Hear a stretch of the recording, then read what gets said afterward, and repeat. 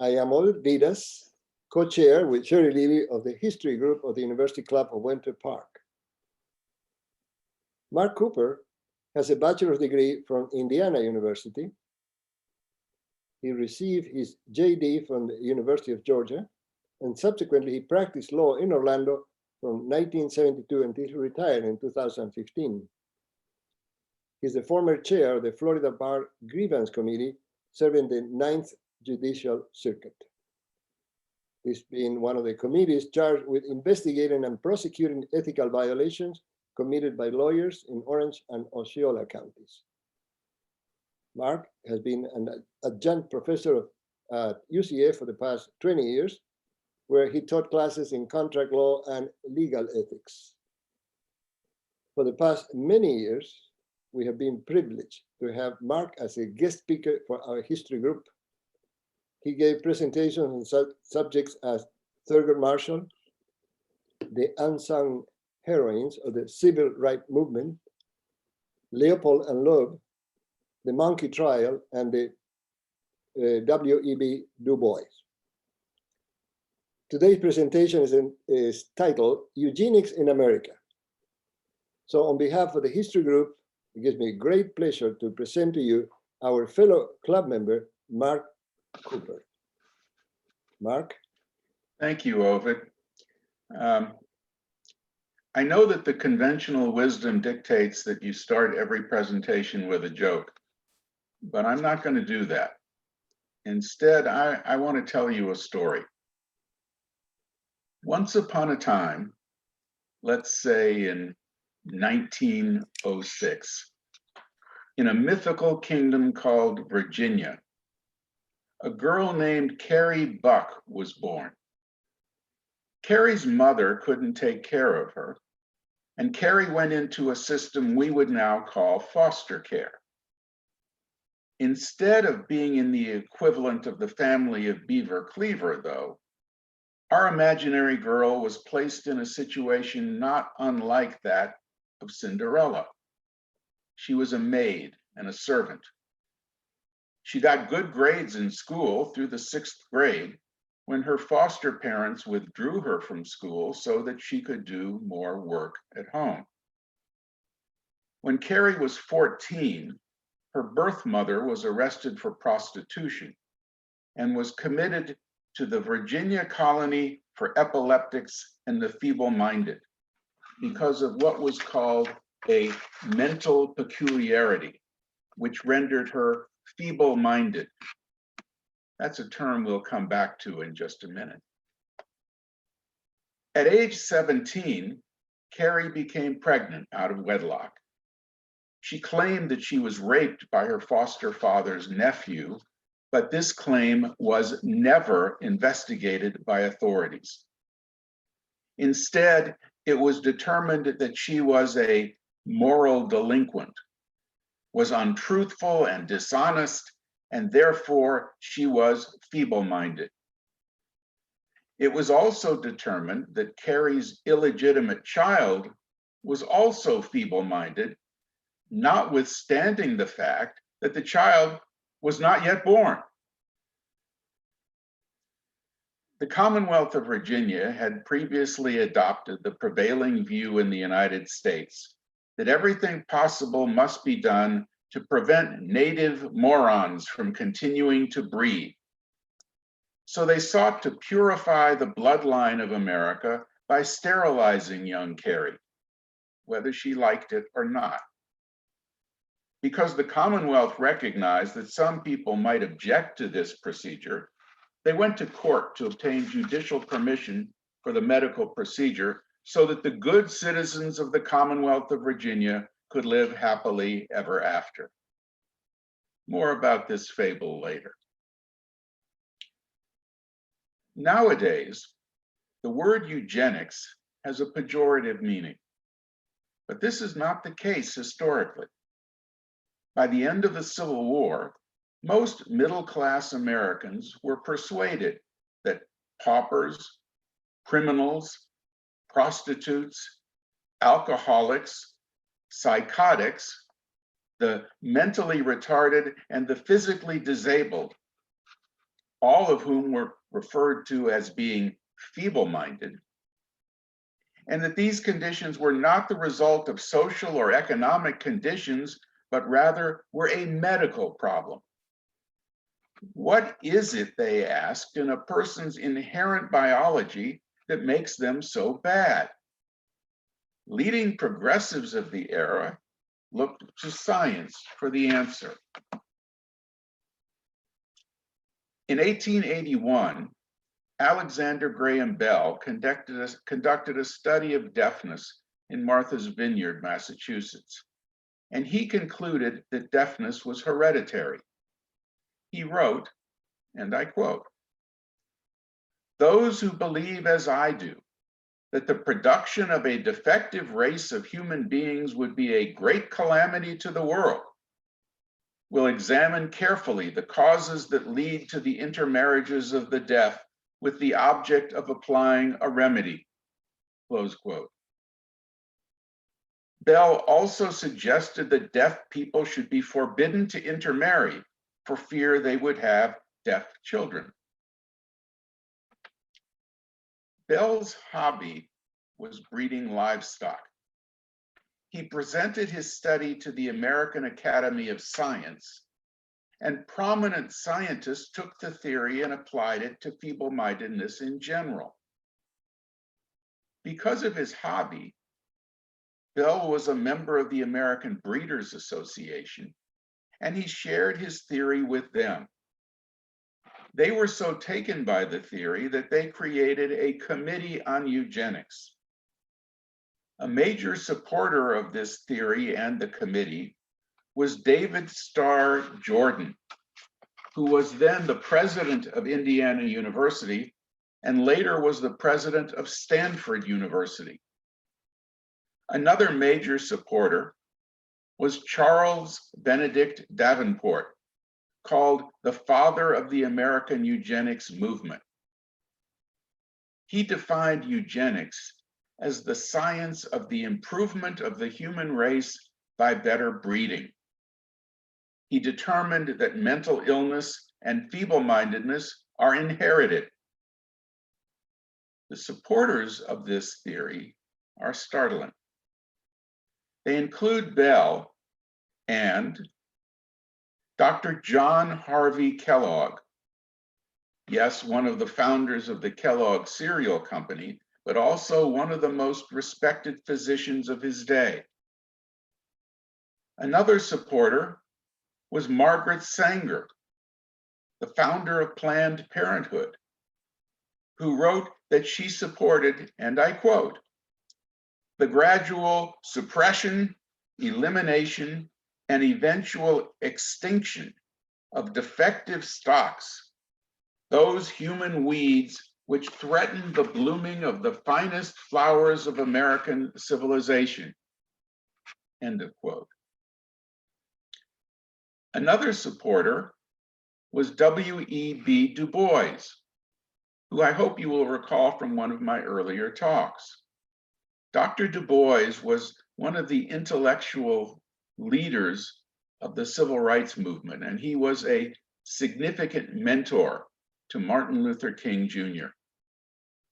Dr. Du Bois believed that in order to better the African American race, there should be continued breeding of the talented 10th, those superior people who, when inbred, would lead to the development of more superior people.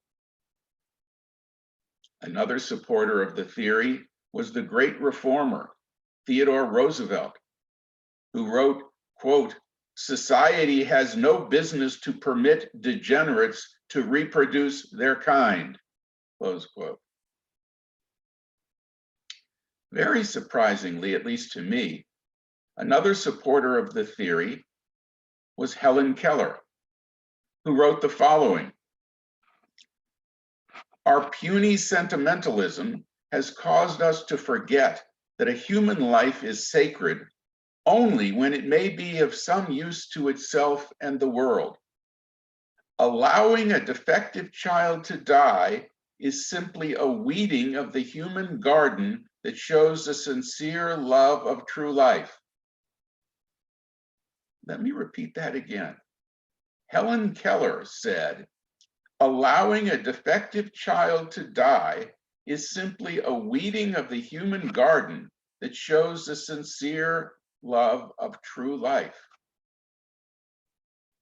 Another supporter was novelist H.G. Wells, who wrote, quote, "It is in the sterilization of failures and not in the selection of the successes for breeding that the possibility for an improvement of the human stock lies." Close quote.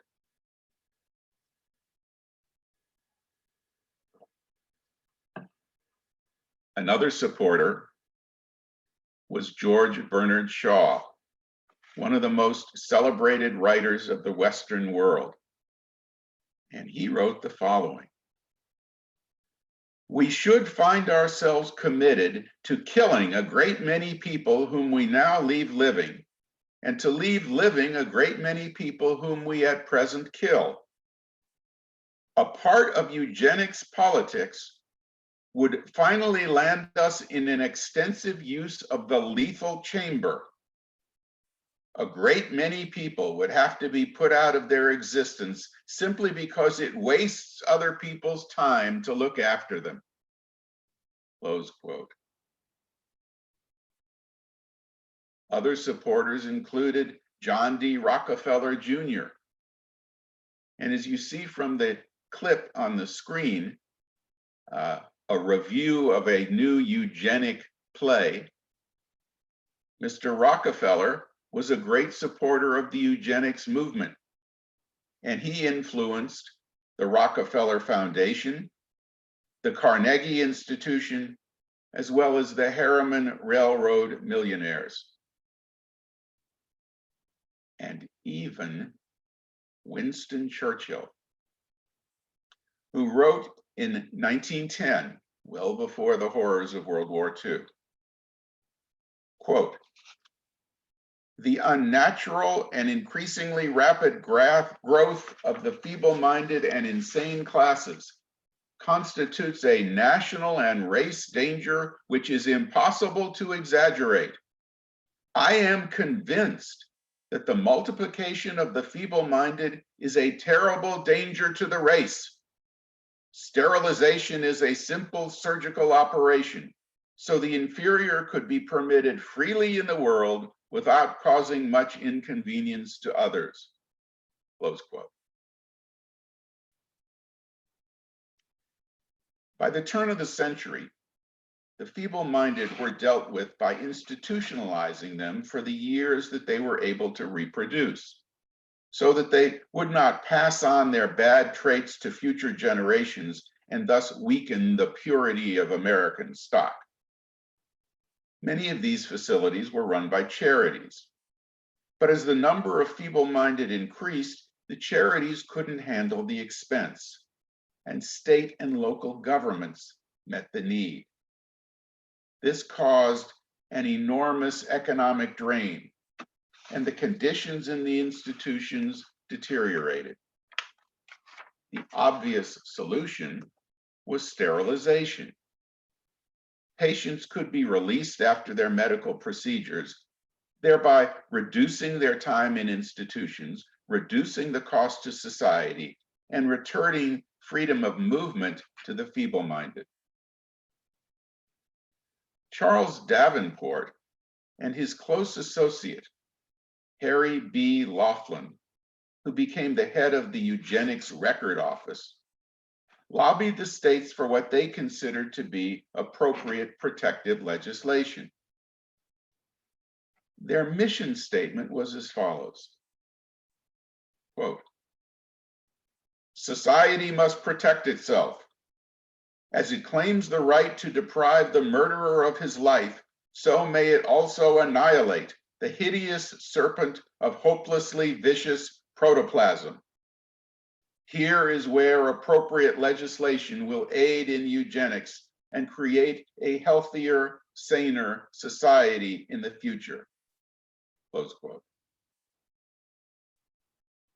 The Eugenics Record Office was formed in 1910 and was the center of the American eugenics movement.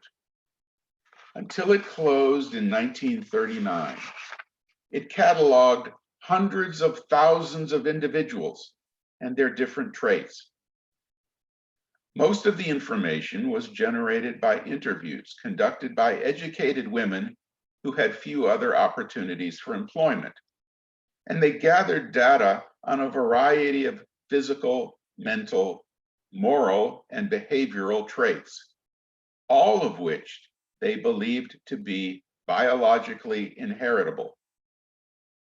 Harry B. Laughlin testified as an expert witness before Congress, and he and his data were instrumental in the passing of state laws for forced sterilization of those thought to be socially inadequate, as well as federal laws restricting immigration of Eastern and South Central Europeans because of their supposed biological inferiority.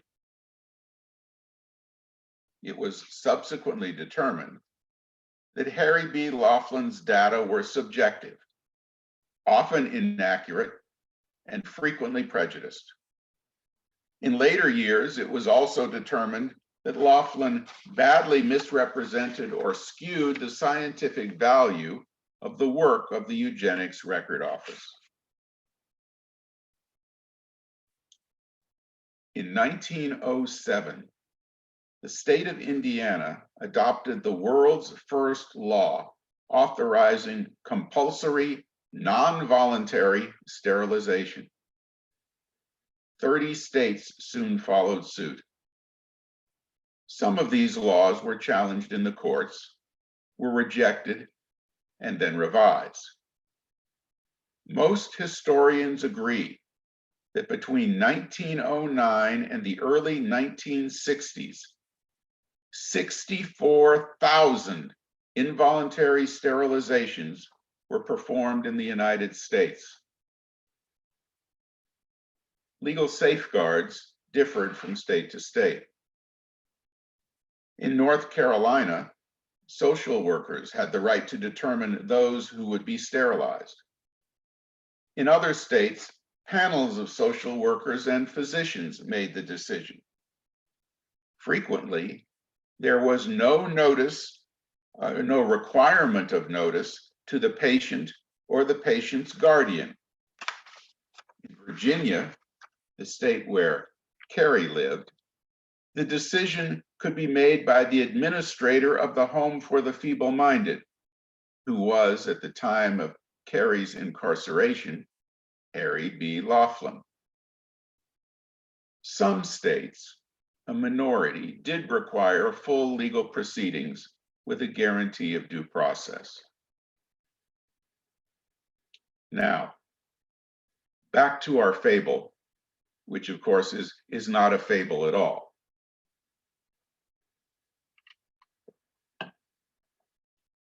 Virginia officials decided that because some court challenges of eugenic sterilizations had been successful, and because there were some people who opposed it on moral grounds, Carrie's case should be presented to a court.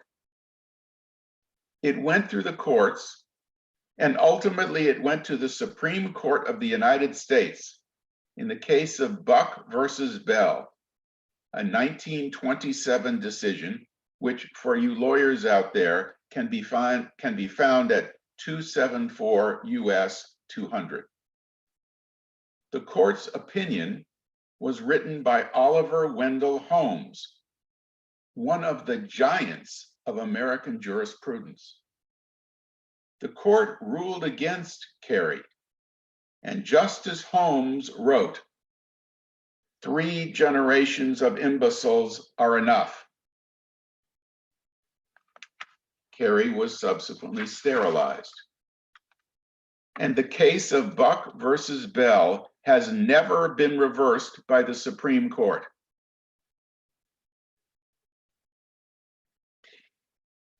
It's important to note that however offended we may be today by all of this, The early advocates of eugenics were not monsters playing parts in a simple morality play involving a clash between pure evil and absolute good. They shared the belief that government could play a part in explaining and solving the problems of the world through science. Eugenics was, at that time, accepted science, which was endorsed by leading scientists and academics. The eugenics movement became a national obsession. Look for a moment at the cover of the magazine on the screen before you, and you see an article referred to in the bottom left-hand corner. Shall we breed or sterilize defectives? Clubs were formed around the country, devoted to maintaining the purity of America. Contests were commonplace to find those families which were most eugenically pure. The photo on the screen before you shows one of those contests where measurements were taken of the size of the skull, the different distance between the eyes, the shape of the nose and of the lips, all in an attempt to determine eugenic soundness.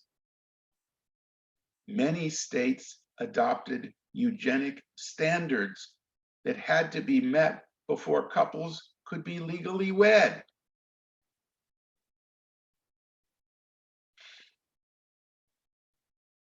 The general concern of maintaining the purity of the American stock increased with the waves of immigration from Eastern and Southern Europe that reached a peak in the 1920s. For some, this was an economic issue based on the fear that jobs were being lost to the immigrants. Others, however, acted out of racism, or what we would now call white nationalism. This led to the creation of another organization, the Immigration Restriction League, which was aimed at further reducing the dilution of what was considered the superior American racial stock.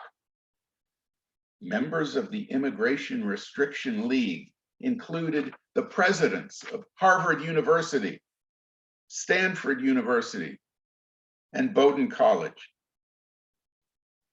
During the congressional debate over the Immigration Act of 1917, one United States senator said, and this is a quote, "We are coming to a pitiful pass in this great country when it is unpopular to speak the English language, the American language," quote, end quote. It was argued that immigrants were often degenerate and had low IQs and were shiftless, alcoholic, and insubordinate, all traits which were inheritable. It was argued that they would dilute the racial superiority of old stock white Americans as members of the Nordic race. Many of us believe that eugenics and forced sterilization stopped in this country after World War II. We all know that the Nazis used eugenic theory as justification for the atrocities of the Holocaust. But Hitler once said this, quote, "There is one state in which at least weak beginnings toward a better conception are noticeable. Of course, it is not our model German Republic, but the United States," close quote. In fact, the case of Buck versus Bell, decided by the United States Supreme Court in 1927, was cited by the defense at the Nuremberg trials. Most Americans were genuinely shocked, and mainstream support for eugenics quickly ended. Unfortunately, however, forced sterilizations did not. In the early 1970s, 2 young African-American girls were sterilized by the state of Alabama based on the consent given by their illiterate mother, who was told that she was agreeing to birth control shots. The Southern Poverty Law Center filed suit and revealed that between 100,000 and 150,000 poor people were being sterilized each year under federally funded programs. Legitimate issues were raised about whether these people gave informed consent to those procedures. The procedure was so common that it was referred to as the Mississippi appendectomy. In 2013, the Center for Investigative Reporting revealed that between 2006 and 2011, at least 148 female prisoners were sterilized without permission by the state of California. In 2015, a district attorney in Nashville, Tennessee, was fired for including sterilization requirements in plea deals. And some historians maintain that the practice continues today, as young doctors in training at some of the country's most prestigious teaching hospitals perform non-consensual sterilizations without informed consent on minority welfare recipients as a way of increasing the number of surgical procedures they were required to perform as a part of their training. So the question arises, what is eugenics? For some, it meant cutting the tax burden generated by welfare-dependent mothers by preventing the birth of more children of poverty. To others, it meant encouraging the prosperous and most successful to multiply while impeding the replication of the deviant, the disabled, the diseased, or the criminal. To still others, eugenics was used as a touchstone for their fears that inferior racial groups were growing and must be interrupted lest they overrun a less fertile but superior race. Whatever the reason, the ethical question remains. For some in our society, the theory survives as the justification for racism. Are we comfortable with that? And if not, what do we do about it? Thank you for your time and attention. Thank you for a fantastic presentation, Mark. It was very informative. I think we learned a lot, and it was good to have you again. Thank you.